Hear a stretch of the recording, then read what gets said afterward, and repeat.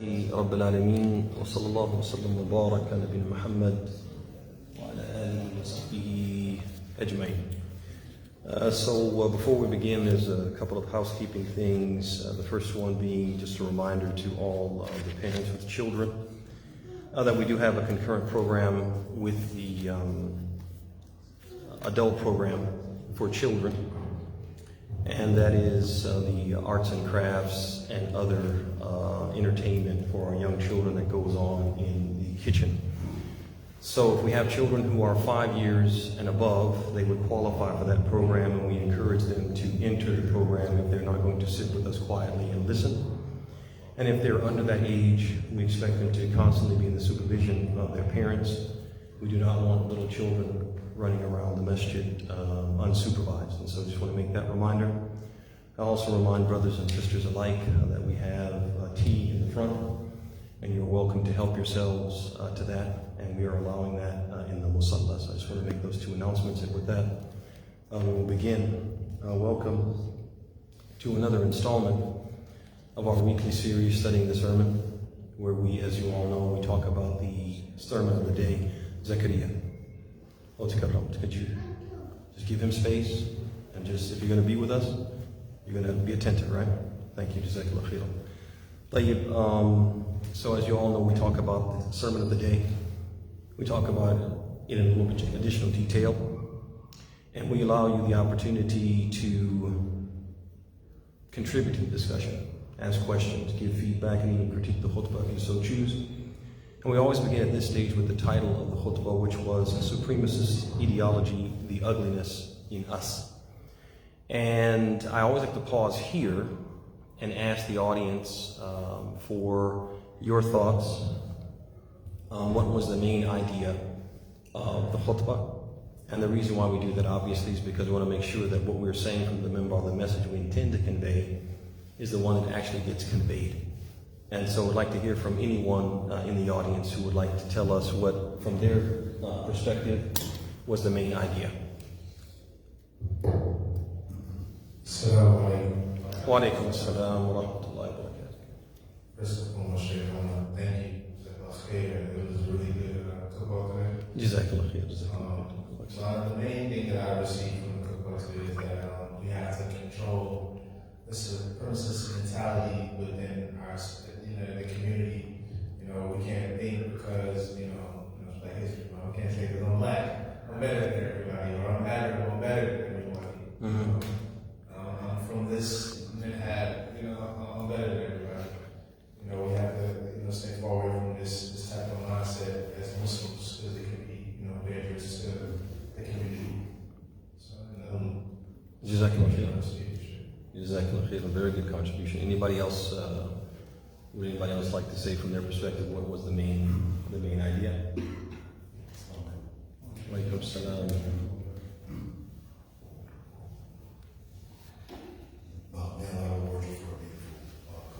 May Allah accept that. Jazakallah khair. What I took from the most is that we're blessed to have a diverse community, and just to be reminded that we all have different cultures and different perspectives, and it really is a blessing that we're all from different shapes of life and backgrounds, and that kind of reminder just helps us to take our time and be mindful of each other's different backgrounds and just get to know each other better, and humbly for that diversity and sincerity of the brothers, and that kind of message helps that we see in the hadiths practical, so we can apply it to our everyday lives and make a meaningful impact in the communities around us through the brotherhood and through the community. Jazakallah khairan.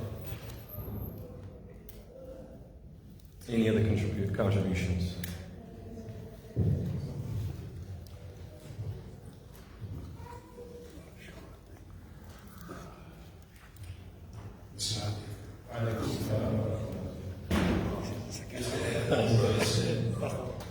I think it related back to the origin of human beings.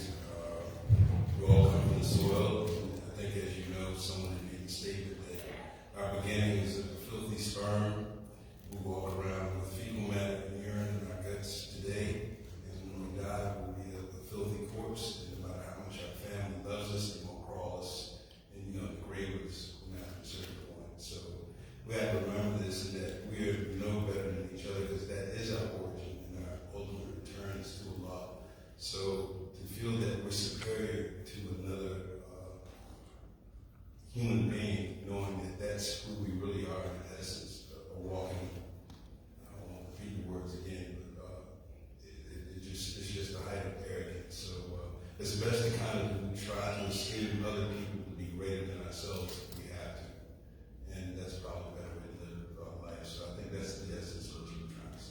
Jazakallah khairan, wallahi, very well said, Abdul Majid, very well said.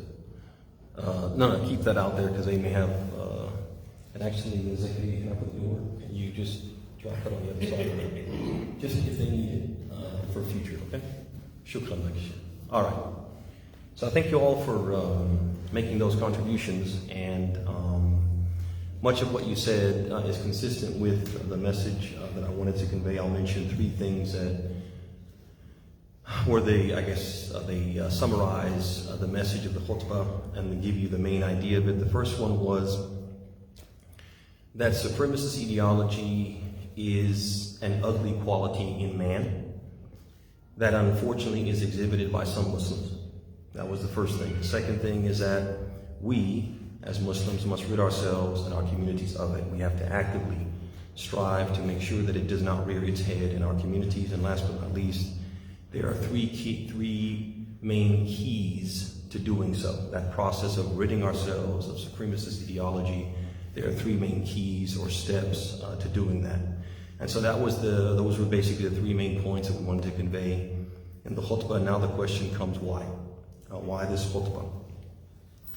So the first answer to that, and there are two answers. One is that we as an ummah, we as a community, and I mean as a global community, not negating the existence or the presence of this in our immediate community, we have a problem. And we know that this is true because of empirical data, things that the Prophet said that tell us that this is a reality of the Muslim community. And we gave one example of that in the khutbah, in which he said, أربع في أمتي من أمر الجاهلية لا يتركونهن الفخر بالأحساب والطعن في الأنساب. So he said there are 4 matters from al-Jahiliyyah, from the pre-Islamic period of ignorance, that he came to eradicate, he came to do away with it. He said there are 3 characteristics of that, or 4 characteristics of that, which will remain in this ummah, and they will not abandon it, they will not leave it entirely. And he mentioned the first one was boasting about one's assumed superiority, and the second was putting others down for their assumed inferiority, right? So he said this is going to exist. It existed during his time, and he fought against it, and he said it would continue to exist. So that empirical data from the Prophet ﷺ, that look, this is a reality, something you guys are going to constantly have to deal with and fight against as Muslims. The second thing is anecdotal data. Anecdotal data, our own personal experiences. And many of us, if we're honest about this, in one way or another, we have experienced this. We've experienced this in our lives and in Muslim communities. We've experienced some form of what? Of supremacist ideology. And we've been on the receiving end of it, okay? And I will give 2 personal examples, just to, so you guys can kind of relate to what I'm saying and understand that I'm not saying this from a place of a person who has no clue what it feels like. So when I was in the kingdom, one of the ways that I managed financially, and a lot of people from English-speaking countries managed, was we taught English. And there were a lot of opportunities to teach English, whether it was at the institute level, private institutes where people would come and take private lessons as individuals or groups. And they also had universities which had preparatory programs which included a strong English component. So there were opportunities for people like me to manage financially by, after going to university during the day, teaching English in the afternoons and evenings. So I once went for a job interview, and prior to the interview, I sent my resume and CV the way that people always do. And then I had like a pre-interview over the phone. And the people that I interviewed with were so excited to have me because of my experience, because of my training, and because they said, oh, you have very good diction. Your English is very good, right? So we want to come and meet with you personally. And I told them I had some issues with what they call the iqama, my iqama status. I was finishing up my bachelor's. I was waiting for my acceptance for the master's program. I got the preliminary acceptance, the word of mouth acceptance, and then it has to go up to the Ministry of Education and all that stuff. It takes a while. So my status was kind of in limbo. I told him I had, some issues with the Iqamah. No, we'll work that out. We'll work that out. You just come down and you interview, and we'll get all that settled. So when I came, the first person who met me, talked with me, was very, very excited. He said, but I don't make the final decision. You have to meet with our director, and I will send him in. And when he came in, the minute that he came in and saw me and we met face to face, the whole atmosphere changed. I could feel there was something different in the room, right? His demeanor, his responsiveness, the same person I talked to on the phone, but now the way you're talking is different, your tone is different, everything is different. I can feel it. So we sit down and we start talking through, and I start telling him about he said, tell me about this Iqamah status. So I started telling him, same thing I told him on the phone. All of a sudden, it wasn't going to be an easy fix anymore. Then he said, okay, and if somehow, some way we're able to make you could go out to Bahrain and you could do X, Y, and Z, and if you jump through all these hoops and somehow you're able to get back, then we wouldn't want you to teach during the daytime. And we wouldn't want you to teach certain students. We have like certain clients who we wouldn't want you to teach. So what does that mean? He said to me, he said, some of our clients are expecting, when we talk about someone teaching English, they're expecting someone blonde-haired and blue-eyed. That's what he told me, to my face. And I remember feeling dirty. And it's almost like you're having an out-of-body experience. You don't know how to kind of respond to that. And all of a sudden he's talking, but you're not really hearing what he's saying. And so it became clear what was happening. And I remember not being able to respond and being at a loss for words, because I couldn't believe that this was happening. I couldn't believe I was experiencing what I was experiencing. And it wasn't until I got home that I really realized what had just happened, what he had just said to me, what he was telling me without telling me. And so this is one example that I experienced while I was in the kingdom. When I returned to the States, I interviewed for a few positions, Imaam positions. And there was one particular community in Texas where there's a lot of activity, a lot of very large communities, affluent communities with a lot of activity and large membership, etc. and so on. There was a particular masjid which expressed interest in me, got my CV online from someone, I don't know where they got it from. Anyway, they reached out to me, would I be interested in doing a phone interview, did that. Zoom interview, did that. They had like a very large search committee, like 11 people on the committee. And they were all so enthusiastic about me. And they said, we'd like to invite you for a visit over a weekend, Thursday through Sunday or whatever. So I remember coming, doing the whole deal that you do, and they did an interview where they did like a lot of questions. They brought in one of the local scholars to kind of like ask me certain religious questions. I finished that interview and they were very, very impressed. Everything was looking very, very good. And the chairman of that committee, he was like, we had other people come and just have not had someone like you. And we're prepared now for you to meet with the board of trustees and the people who are ultimately going to make this decision. We just give a recommendation, they make the decision. So I met with them. I think I had a breakfast meeting with them. A lot of them didn't show up. And then ultimately I had a lunch meeting with them later on that day. Same thing. And so ultimately I left without a decision being made. And then ultimately, some of these same people who didn't show up for the 2 meetings said they wanted to have a phone meeting with me now. And when they did have the phone meeting with me, it was the same thing. It was like certain people, there were 7 people who were supposed to join. 3 people were in the room when we started the meeting. These other people came late, asked me to repeat everything I said to the 3 people. So disrespectful for my time. And then ultimately, I just didn't hear from them. He just kind of ghosted me. And ultimately, one of the board members, he reached out to me and said, look, man, I'm sorry about all of this. But honestly, we had discussions amongst ourselves and we were pretty heated. And some of us really wanted to pull the trigger on you because you came highly recommended, the community loved you, they did surveys, all that stuff. He said, but some of the members of the community, of the trustees, they just said, look, we can't have a person like this being the face of our masjid. He said, I'm sorry. He apologized. He really felt bad. He said, I know this is jahiliyyah. That's what he told me. But this just is what it is. I say that to say that for us to say that we don't have a problem in our community, and I don't mean necessarily our immediate community, although we'll speak about that, we would just be fooling ourselves if we said that. And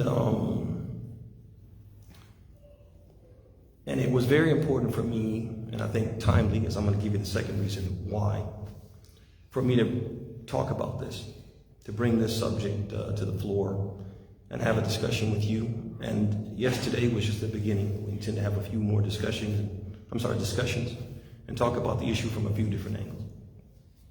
But the second reason why I chose this topic is because it is quote unquote Black History Month. And Black History Month was something that was introduced here for two reasons. One, because of how poorly African Americans were being represented, and also how that made them see themselves and how it made others see them, and also how poorly they were treated because of how they were seen. And so Black History Month was a way, was seen as a means to non-violently show people that their perceptions of others, particularly African Americans, was wrong. And that they make and have made and continue to make tremendous contributions to society. And they should be seen and judged based upon the merit of their own merit and their character, and not necessarily the color of their skin. So basically, it just seemed fitting because that's the idea of Black History Month, and that was definitely the idea of the series I started today, was basically we have to see each other differently. We have to stop seeing each other through the lens of certain stereotypes. We have to see each other for who we are and see the person in front of us for who they are, what they do, how they carry themselves, how they represent themselves, and not make a decision based upon what? The exterior. And no matter what they show us that proves everything that we've, the preconceived notions that we have about them are wrong, we continue to what? To barrel forward with those preconceived notions. Like that being said, one of the things that happens and has happened repeatedly is that whenever somebody talks about subjects like these, there are always people who downplay it. I remember when I was in Charlottesville, I gave a khutbah on Black History Month. And I remember one of the members who used to always have a very positive feedback on the khutbah. I asked him particularly about this one. And he said, I don't know, I just feel like this is a khutbah that you should have given elsewhere. It's a khutbah that maybe you should have given in a mosque of African Americans. And to be honest with you, I don't want to offend anyone, but I thought that was a very stupid thing to say. Let me ask you a question. Let's say you wanted to give a lecture on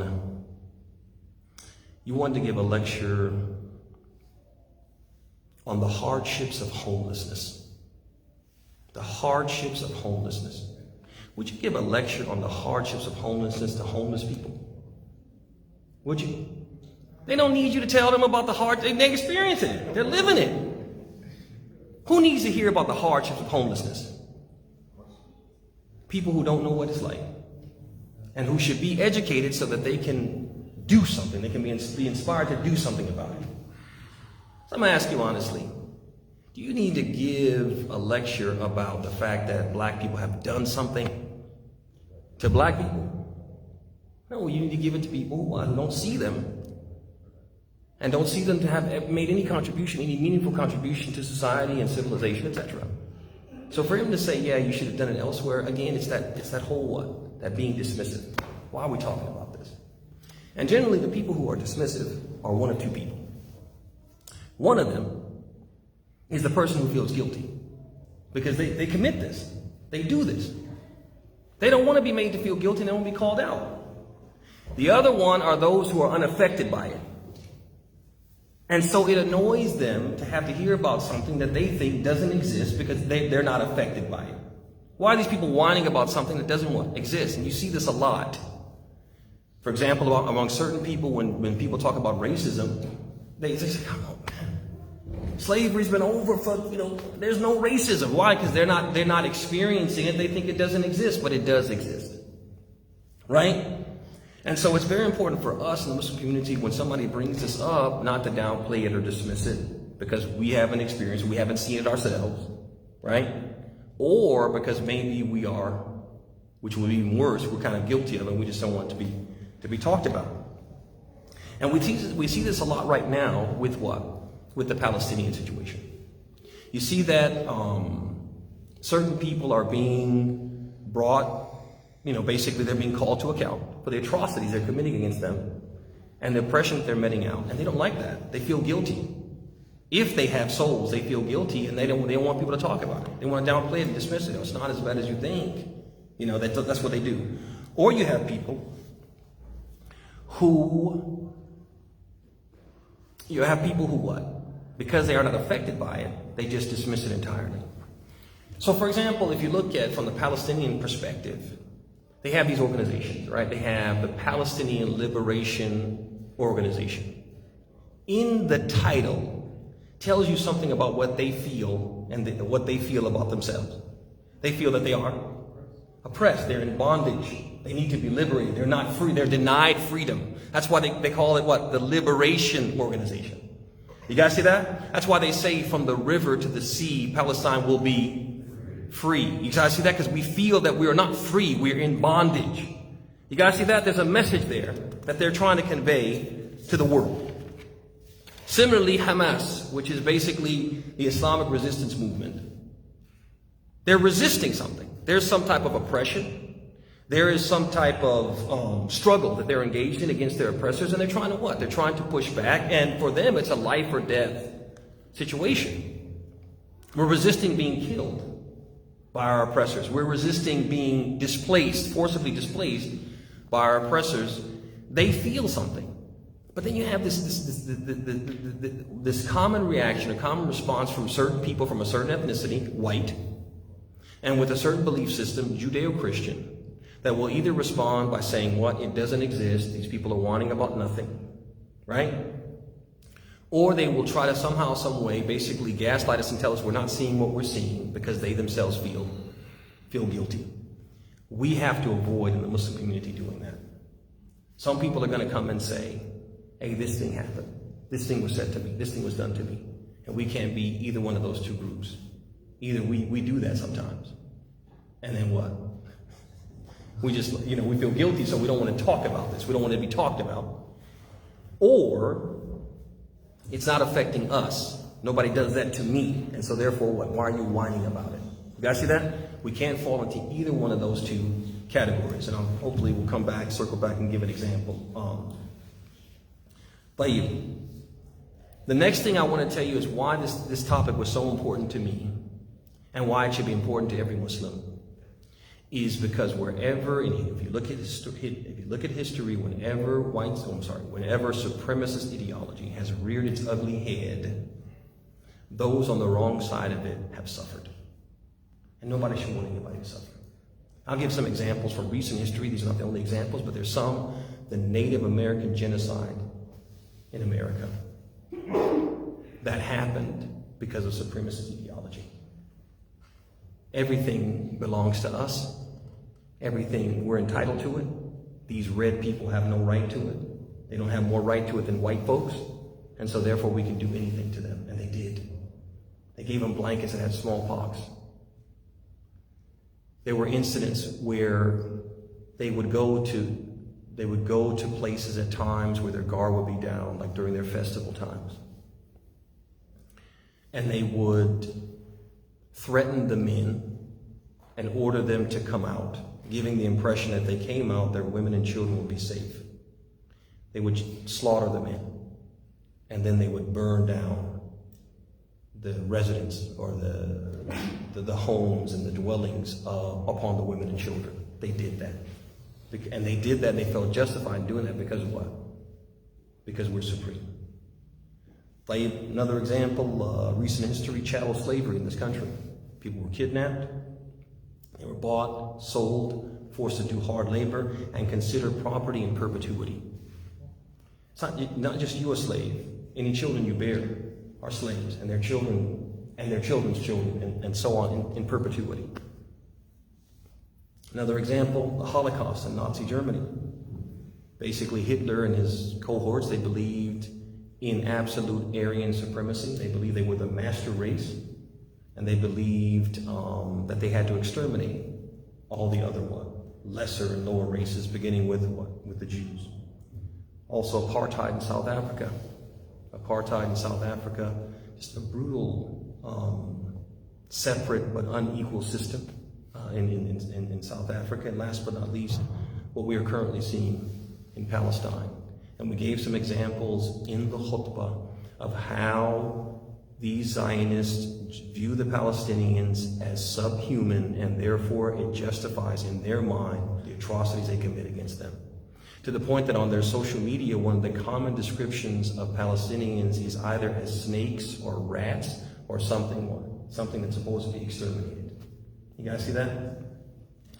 But now I want to come back, because I don't want us to always think on the scale of something far away, either far away in the past or far away in terms of geographical location, and therefore why are we even talking about this? Sometimes, brothers and sisters, supremacist ideology rears its head and manifests itself in the form of microaggressions. It's not just genocide, it's not just Holocaust, it's not just apartheid. Sometimes it's microaggressions. Small things that we do to make people feel small. Make them feel inferior because they're different. And basically, when people experience these types of microaggressions like I experienced, oh, you're not blonde and blue-eyed. He didn't hit me. He didn't hit me, but he might as well have. You guys see that? We just don't feel like somebody like you should be the face of our mosque. They didn't hit me, they didn't beat me. I didn't lose food and water and basic necessities because of that. But it hurt me pretty bad. Sometimes you die through microaggressions, you die a slow, emotional, psychological death. It's like death by 1,000 paper cuts, right? Sometimes it hurts even worse than if somebody dropped a building on your head because you're humiliated. And certain people, through these microaggressions, they feel that they're not seen, they're not invited the same, they're not seen the same, they're not treated the same, they're not spoken to the same, they're not given the same opportunities. And I'll give an example from our community. Last year, in Ramadan, there were some people, particularly on the women's side, not to pick on the sisters, but just telling the story the way it was told, is that they would come for iftar, and there was a system of service. There were certain people who were appointed to serve every night. In many cases, there would be an ethnic night that the ethnic foods of certain peoples were being served, and those people would feel honored to be the people who would provide the service when their food was, front and center on display. And so it happened a few times where some sisters came from particular ethnicities, and they just saw a huge discrepancy in the service that they got versus the service others got. So for example, they're giving out chicken, and somebody before them might get a big piece of chicken and then ask for a second piece, and they would get it. Ask for 2 scoops of rice, they would get it. Ask for a little bit more gravy, they would get it. And if they stepped up and said, can I have a different piece of chicken? Can I have white meat instead of dark meat? And move on. Can I get 2 scoops? Move on. You get what I give you. That type of discrepancy is what? It's a microaggression. And so this is one example out of many we could give, is that just to say that, look, this is not something far away from us in terms of geographical location. It's not something far away from us in terms of history. It's something that sometimes we do. And sometimes we do it inadvertently, and that's not an excuse. And we're going to talk about that, inshallah, soon, because if you notice from the hadith of Abd'Llah, which we finished with, there was some of that in there. And basically, Abd'Llah, and you're going to see, is a great person in Islam. He was loved by the Prophet ﷺ. He was a good person. But he did this thing, and he didn't even realize he did it. He didn't see what he had done wrong. And some of us do that without realizing it. That's why we have to shine the white hot light of shame on these issues. And we have to be specific. Some of the things that we do to make other people feel small. But last but not least, what I want to mention, just to review with you, and then I'll open the floor for any questions or comments that you might have, is that we talked about certain keys. Certain keys to ridding ourselves of this supremacist ideology. The first one is knowing that it's wrong. Knowing and believing it's wrong. Sometimes people know, but they don't really believe. I don't care what the Prophet said. I am superior. I am better. No, you're not. And by thinking you're better, you're the person that the Prophet talked about in the hadith when he said, لا يدخل الجنة من كان في قلبه مثقال ذرة من كبر. He said, no one will enter paradise who has a mustard seed's weight of pride in his heart. Not enter paradise. You be denied paradise, and you are mimicking shaitan. And you're committing the same sin, which was the first sin. The original sin was the sin of shaitan, which is what? The sin of pride and arrogance and thinking yourself superior to others. So we have to change our mindset. We have to think differently. Second thing we said as far as the keys was we have to avoid justifying and excusing, which is another thing that shaitan did. Not only was he proud and arrogant, but what? He justified it. He doubled down.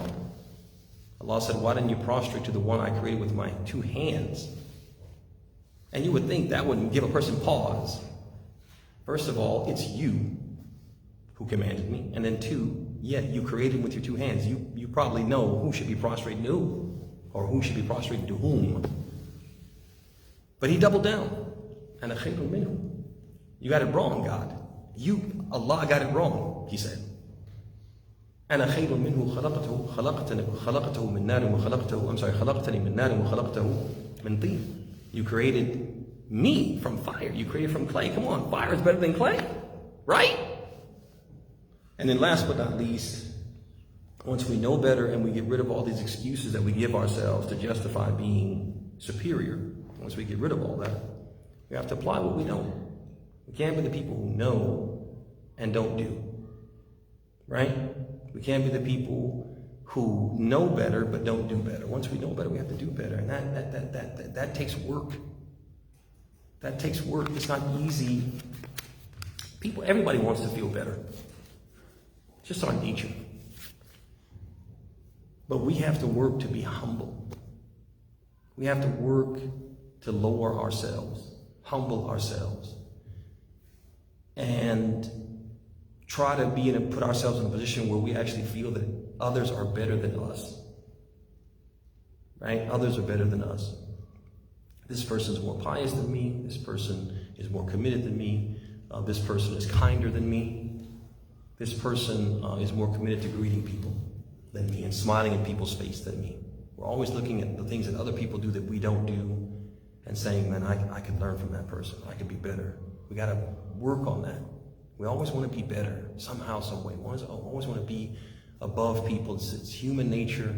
We got to get away with that. We got to overcome that sickness, that ugliness in ourselves, and seek to be humble. We need to find happiness in humility, solace in humility. I feel like I'm a good person because I'm humble. We need to get there. A lot of people have not gotten there, and they're not going to get there without work. May Allah subhanahu wa ta'ala make us from those who put in the work. May He make us from those who listen to the talk and follow the best of it. Are there any questions or comments? So, that was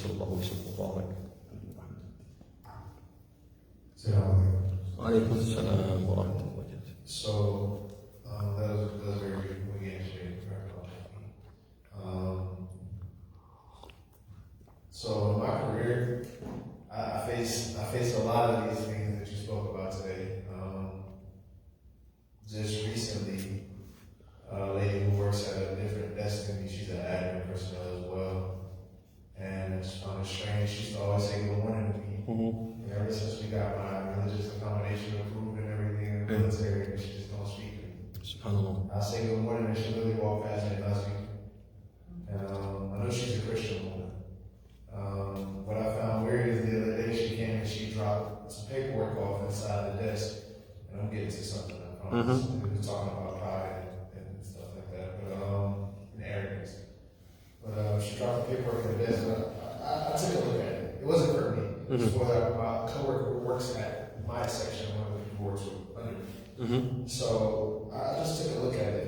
It was talking about Zion and all this stuff. And it's just, I was just looking, I'm like, look at the ignorance in the part of these people, right? They don't even understand that the Jews don't even accept your prophet. You know what I'm saying? They don't believe, they think he's a bastard all over that. You know what I'm saying? They think his mother is you know, a wretched woman. She's unchaste. You know what I'm saying? But they support this ideology because they're ignorant, you know, and they have so much arrogance in their heart. And when you try to give people dawah, you know, they can't disagree with nothing you're saying, but instead of disagreeing with what you're saying, they just play it as me. I'm gonna believe what I believe. SubhanAllah. It's just weird. You know, I find myself making excuses for people, you know, and instead of like telling them like it is sometimes. SubhanAllah. Right. So when you were talking about humility, it's important we stay humble. You know, because in situations like that, you know, Allah will give us success. If not in that moment, we'll see it happen. SubhanAllah. Jazakallah khairan. I do want to make one comment about something I said, and I want to say this just to make sure, because some people, when you narrate a story of a disappointment you had in life, some people will retort, you know, that was God's decree and you should accept God's decree. Make no mistake. I'm narrating this because it's pertinent to the topic. I have no problem accepting Allah's decree. Sometimes you want something in life and it's not good for you, and it doesn't happen for you because it wasn't good for you. And Allah knows what's best for you and you don't know. And I accepted that then, I accept that now. I mention this because it was an example that I lived and experienced to show that this is not something that we're imagining or people imagine when they mention these types of things exist in the community. They've experienced them, I've experienced them. I wanted to share two examples of that. You know, if I got that job, I might not be here. And I'm happy that I'm here. I'm glad I didn't get that job if it meant I was going to be here. And so I just want to be clear, because I don't want somebody to come at me in the hallway. Oh, Imam, you know, you don't believe in the qadr of Allah. You know, what kind of Imam are you? You know, I mean, you're sad because you didn't. I'm not sad. I'm just telling you the story. That's it. Bro, I'm happy. Alhamdulillah, they didn't accept me. Alhamdulillah. So I just wanted to put that out there. That's all. Tayyib, any other questions or comments? We got Dr. Nabi. Jazakallah khair. Wa alaikum assalam. Thank you for sharing those very poignant reminders. I think that was that we needed to hear in this community today. Alhamdulillah, we're very blessed in this community to be so diverse. We have people from just about every background. And myself, I'm a children of immigrants raised in the United States. Most of my youth, all of my youth was pre-9/11. And, you know, pre-9/11 America was a little bit different, a lot different when it comes to immigrant communities. We, many of us, particularly from Muslim countries, you may have heard the term model minority, which in itself is probably a racist term, but we were not subjected to the same experiences that African Americans in America were subjected to, or subjected to. So a lot of that changed after 9/11, but I just wanted to share and provide some perspective on. I never, growing up, really experienced overt racism in this country. The first time I experienced it, and not to pick on the kingdom, but, we're all taking shots at the kingdom then. that's where a lot of us sometimes experience these things for the first time. And, you know, at Hajj, I had a couple of very eye-opening experiences, and, you know, not to get into the specifics, but the point that I wanted to make is that when it comes from your own people, when it comes from Muslims, you know, it's almost like here you have to guard up a little bit. You're kind of ready, prepare yourself. You're like, okay, this may happen to me. I can handle it. And then when you're amongst Muslims, your own people, you let your guard down. And then when it happens, It hurts you even more. It cuts you. Yeah. It cuts deep. So, you know, I think we, in the masjid, amongst ourselves, we need to be, you know, much more aware of even these little things. And these reminders are really important. So Jazakallah khairan. I appreciate that. Well said, well said. I want to just piggyback on what you said and say that I want to be fair. We have a great community, good people, and most of the people, if not all the people I've met,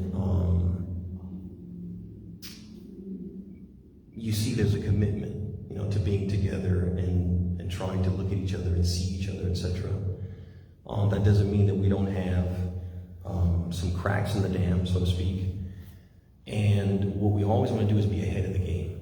We don't want to have the problems with that they may have in other places. And so before we get to that point, we, like as I said, we shine the white hot light of shame on the issue.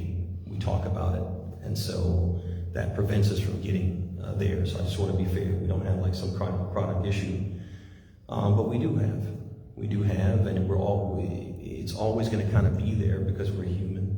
And I totally agree with what you said. It hurts worse when it comes from ourselves. It really does. If it happens to me by a non-Muslim outside white person who said or done something, it's easy for me to just let that go like water off the back of a duck. But when it happens by another Muslim, yeah, it does hurt. It hurts worse. Jazakallah khairan, Dr. Nabi. Very, very well said. One last comment before I give the mic up. The examples that you gave, the Holocaust and South Africa and the Native Americans here, the one commonality, and you mentioned it, is before you can, as human beings, we can commit these type of atrocities and the larger public accept them, you have to dehumanize them. And that's kind of what we see in all of these examples, the human animals, rats, snakes, etc. You have to create this perception that they are less than somehow. And then it seems that the larger society is willing to accept the brutality. And unfortunately, that's what we're seeing with our Palestinian brothers and sisters. Got to keep pushing back against it because, like you said, once they succeed at dehumanizing anyone, they've won the battle. Nobody will actually see what's done to them in the same way they would see it if it were done to themselves or done to someone from their family, because these people are not like us. They're not human like us. And so, yeah, we have to keep pushing back against that. Do you have any other questions or comments?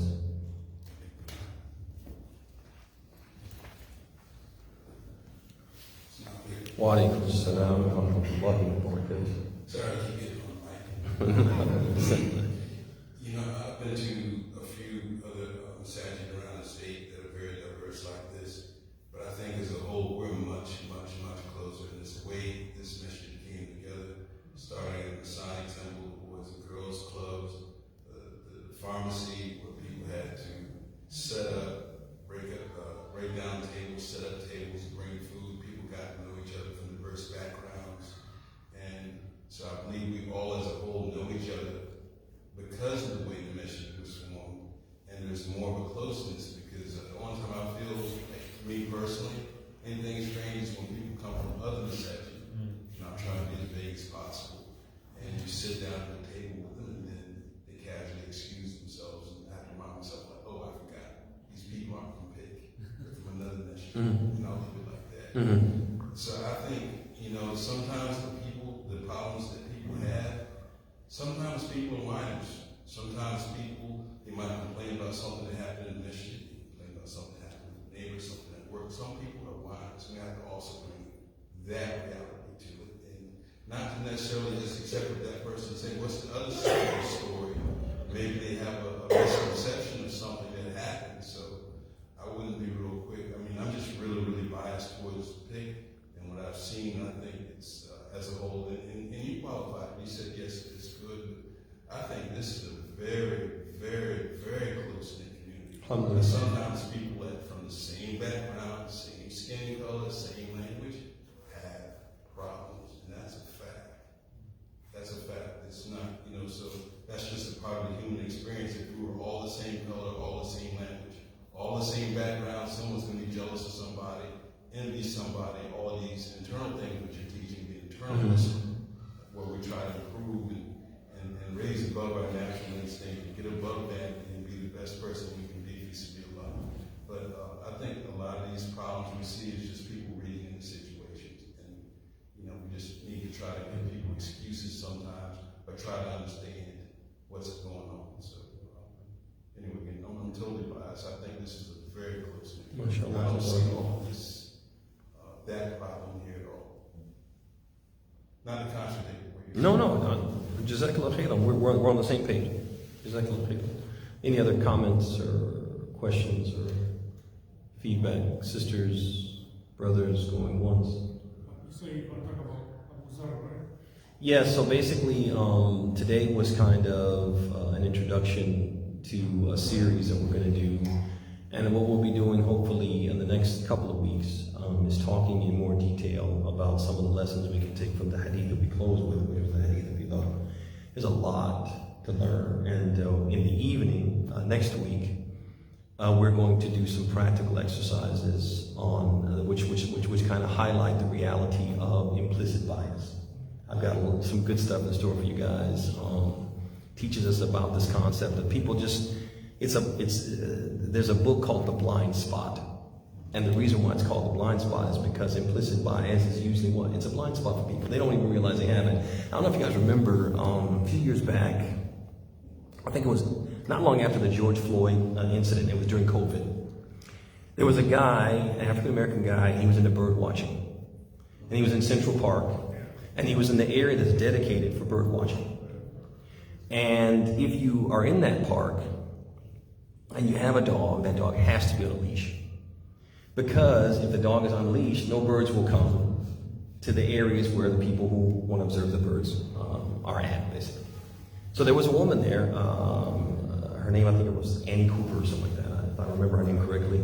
Huh? I think it was kind of, the irony is both of them. Cooper, I think they both were Coopers. I think it was Cooper, but I'm not, don't quote me. But anyway, they all both had the same last name. You're right about that. Look it up for me, Dr. Ali, just in case we get it right, for the sake of the recording. So anyway, this woman was there and her dog was unleashed.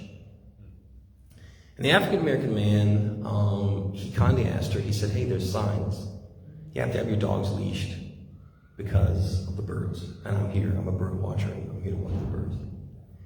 So the woman got angry.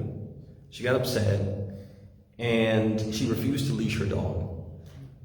And he was very soft-spoken. He was a very soft-spoken man. He did not threaten her, but he just reminded her, there's signs everywhere. So she got annoyed by that and called the police. And when she called the police, she said, she's telling him, I'm going to call the police. I'm going to tell them there's an angry black man that's threatening me. And this is not long after George Floyd had happened.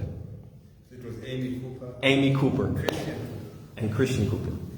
So then she starts calling, and she goes, I'm in the, and even the way she did her voice and everything, it just made it seem like this guy was like assaulting her. I'm being attacked by a black man, and he's threatening me, and I'm in the, I forget what they call that part of the guy, he was soft-spoken the whole time. You can hear him in the background, and he's recording it. He's recording himself, and you can hear him in the background of the recording. I say all that to say is that this woman, when everything went viral, and people really came at her on social media, and she said, I'm a liberal Democrat, and I don't see color, and this, and this. But what just happened? Blind spot. You don't see your implicit bias. Why do you call the police on a black man and say that you're going to tell him that he's threatening you when he's not? Because you know what happens. You know what happens. You guys see that? You know what happens. That's implicit bias. Implicit bias is when you see yourself, I'm giving away my thing for next week, but anyway, it's when you see yourself in a way, but the reality is very different. And the truth about you, or there's certain things about you that you don't see as true, which are actually true. Why? Because that truth is in your blind spot. And so we want to do some things next week. We're going to bring that out because that you see it very clear in the hadith of Abd'Llah. You see that very clearly. We're going to talk about that and shine the light on that next week, and then do some things ourselves to let us see, one, that we all have implicit bias. And even once we see it, to learn also that knowing that you have it doesn't necessarily mean that you won't continue to what? Exercise it. That it takes actual work internally to what? To overcome acting on that bias, which you realize is wrong in the first place. Like Amy Cooper, I know I shouldn't think like this, but I do. You guys see that? I know I shouldn't think like this. So how do you know? Because you're saying, oh, I'm a liberal Democrat, and I have black friends, and she's saying to herself, basically in a roundabout way, I shouldn't think like this about black people. I shouldn't treat black people like this, but you do. Why? Because what? You have implicit bias. You have bias against black people. It's what? It's a blind spot for you. You don't even realize that you have that bias. I wanted to bring that out. Inshallah, we'll talk more about that. Inshallah, next week. Any other questions? Abd'Llah, who's that? Comment, yes. So I agree with every single level that was said, like with all the examples that you mentioned. Yeah, so especially these examples were very explicit, like very obvious. But sometimes the way I feel it is like people are being oversensitive. You know, for example, like one of my old professors, like he was like in a lecture saying, for example, for an game, you know, like box. With balls, black and white balls, if you pick, for example, black ball, you lose. Then one of the students, he said, well, do you have to lose it? And the professor, like, he couldn't see it coming, you know. He was Egyptian, you know, we have a lot of black people, maybe. You know, we don't come from that culture. For example, in the Quran, when the Quran says, like, الذين سودت وجوههم وكفرتم عليهم والذين ابيضت وجوههم, does that mean that the Quran says for something? Yeah, so yeah, that's what I mean. Sometimes people are being very oversensitive. That's I don't feel like of course that's something that makes sense that you mentioned. As I said, these were very, very obvious. I would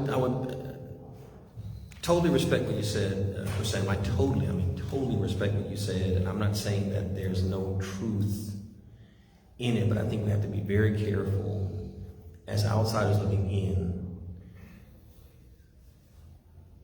categorizing or labeling somebody else's discomfort with an example or whatever as being hypersensitive, because sometimes we ourselves are being insensitive.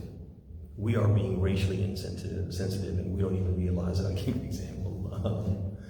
My daughter, we were having a talk yesterday, and she mentioned that her teacher, who was white and British, was doing a segment on Black History Month. And she said, I'm the only black person, I'm the only person of color in my class. And this British white teacher opened the segment by saying, it's Black History Month, who's your favorite black person? Who's your favorite black person? I mean, I don't know. I'm going to say it again. I hate to say it. That was a stupid thing to say, man. It was just a stupid thing to say. It was very racially insensitive. Who's your favorite black person? It's like, what's your favorite dog? Do you like terriers, or do you like pit bulls, or do you like more of a Doberman or German Shepherd? What do you mean, favorite black person? What does that even mean, man? What kind of question is that? And then it's like, so that was very racially insensitive. My daughter took it to heart. Then she sent her an email and basically said, I just feel like, in a very polite, respectful way, that was kind of racially insensitive. That was an appropriate way to open the topic. It made me feel a certain type of way. And the teacher wrote back saying, I think, interesting, or thank you for that comment, or something like that. Was very flippant about it. I don't think my daughter was hypersensitive. I think that teacher was insensitive. I think sometimes, and that teacher might have thought that, oh, you're making a big deal out of nothing. It was well intended. Intention is not the issue. Intention is not the issue. It's the effect that our words and our actions can have on others, and that should matter to us. And so I'm not negating what you said. Sometimes people do make a big deal out of nothing. And I'm saying this as a person who has experienced it, and I've seen other people kind of, like you said, even from my perspective, it's like, I don't know, man. You kind of really like, you're kind of reaching now, right? But I'm just saying I would just be careful. That's all I'm saying, Hussein. This is not to push back against what you said, the example that you gave. But I'm saying we also have to be careful, though, of delegitimizing somebody else's truth and delegitimizing their experience. Some people, we do things and say things and we just don't think are a big deal, or we just can't see what they see because we haven't lived their experience and we don't know. So I just want to put that out there. But I don't want you to think I'm pushing back or disagreeing with what you said. But any other questions or comments or contributions going once? One quick comment. One quick comment. The reason I kind of said what I said was a little bit like, for instance, and this is real simple. The way we pray sometimes, some people from some parts of the world, their feet don't touch, right? I've heard it many times, and I actually felt that way sometimes, that these person doesn't want to touch my feet, that they'll move further and further away, and I've heard many people from my background say it's a racial thing, constantly. But if you look at it, they don't touch their own feet. It has nothing to do, it's not a racial thing, it's not because they don't want your black foot touching their foot, or whatever. They don't touch your own feet.